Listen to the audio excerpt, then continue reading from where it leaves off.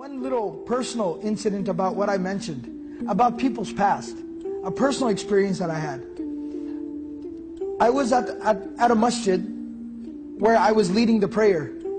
And so, it was during the daytime, I think it was Salat al-Asr. The masjid is that busy. A young gentleman walked in to the masjid to pray. Now, the gentleman was literally covered in tattoos. From his fingers up to his neck, completely covered in tattoos. And so, now obviously somebody like that walks into the masjid, and what do we immediately do? Reach for your phone, right? Something bad's about to happen, right? So obviously people get nervous. So we were actually walking in for the prayer, the iqamah was being called. I said, Assalamu alaikum, he said, Wa alaikum assalam. We went in and we prayed. After salah, I turned around, I said, first time I had ever seen him there at the masjid. I said, Assalamu alaikum, brother, never seen you before. See, I just moved to the area just last week. And so I just found the masjid, I just got a job, I just found the masjid, and so thought I'd come pray after work. And he was still in his work uniform. So I said, okay, mashallah, welcome. And so then I started talking to him. Where are you from? Where'd you grow up? What's your name? Started getting to know the brother. And he starts talking and talking, and he starts telling me his story, kind of his story. And he says that he's of Thai background. Eastern Asian, Thailand. His folks are from Thailand. He's of Thai background. And he tells me that his uncle was really caught up in the crime ring, in a lot of drugs and a lot of crime where he grew up. In California, his uncle was caught up, he was like a gang leader, he was really, really bad, involved in a lot of horrible stuff. A lot of crime, a lot of bad stuff. He said growing up, his mother tried to shield him and protect him from that the whole family history there in the family situation, but he said that eventually he joined the family business. He said like around 14, dropped out of school, started, slinging drugs, selling drugs on corners, started committing crime, started robbing people, drive-bys, the whole bit. Got involved in the whole scene. And he said by the time I was 23 years old, I'd already been to prison twice. Horrible life, just crime all the time.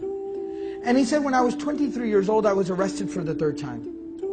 Now in California, they have 3 strikes. And you're in jail for life. That's it, you're done. So he said I was arrested for the third time, and he said I was sitting in jail at night. The next morning I was going to be presented, I was going to be arraigned, presented before the judge. And he said sitting there at night, I realized this is my 3rd strike. And he said at that moment it finally hit me, my life is over. My life is over. I'm 23 and my life is over. And he said at that moment it just sunk in. Because when you're caught up in that whole lifestyle, you don't think. He said it sunk in and it hit me. My life's over. So he said at that moment, I just couldn't help myself. He said in my cell, I fell into sujood. I did sajda. I put my face on the ground. He said it was the first time in nearly 10 years that I had done sajda. The last time I had done sajda was 10 years ago when I went to the masjid with my mom. Since then, I hadn't even done sajda. I hadn't prayed for 10 years. He said I did sajda, and at that moment, life changed. He said I cried all night long. And I made dua to Allah, and I said, oh Allah, I realize what I've done with my life. Give me another chance, another opportunity. I'll change my ways. And I will totally change my ways. And he said at that moment, I felt like I needed to make an intention. What am I going to do? Allah, if you save me from this moment, what will I do with my life? And he said, I remember when I was a child, my mom always had one wish. And that was I would become a hafiz of Quran. She said, oh, your grandfather was a hafiz, but your uncle went bad, and everybody in your family didn't follow in your grandfather's footsteps. I want you to be a hafiz and revive that tradition that your grandfather had. Be a hafiz of Quran. And he said, I remembered that at that moment, because I'm thinking about Allah, I'm thinking about my mother and how much I hurt her. So I said, oh Allah, if I'm able to get out of here, I am going to go and become a hafiz of Quran. I'm going to memorize Quran. He said when he's presented before the judge the next day, he said the judge looks at the file, looks at me, my mom's sitting in the back of the courtroom crying her eyes out. I'm a young man. He said the judge looked at the file, closes the file, says stand up. He says if I was to let you go right now, what would you do? And he said it's funny you asked me that because last night I had a change of heart. I repented. And I'm going to change my life. And I'm going to go and I'm going to study my religion and study the Quran, the Book of Allah, and I'm going to commit myself to being a good person. So the judge said, all right, charges, case dismissed, get out of here, be on your way. He said, I walked out of the courtroom, my mom is crying, can't believe that this happened. He said, I asked her, Mom, how much money you got in your pocket? How much money you got in your purse? She pulled out 40, 50 bucks. My uncles were there. Give me whatever cash you got. He said, I got about a couple of $100. I said, somebody drive me to the bus stop right now. Drive me to the bus stop right now.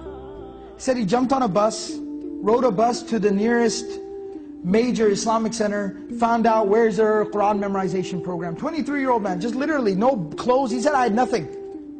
I went to an Islamic center, said, where can I go to memorize Quran? They said, oh, there's a place, there's a school for Quran memorization that's 200 miles from here. It's in this city, this is the address. He said, I jumped on another bus on a Greyhound and I went to there. And I literally walked in the door and said, hi, my name is this, I want to memorize the Quran. Like, okay, come on in.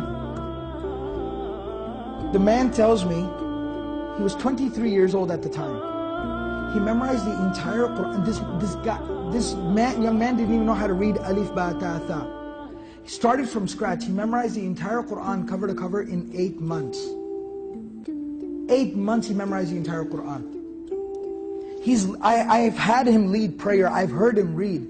Beautiful recitation. Knows his Quran. And today, years later, a husband and a father.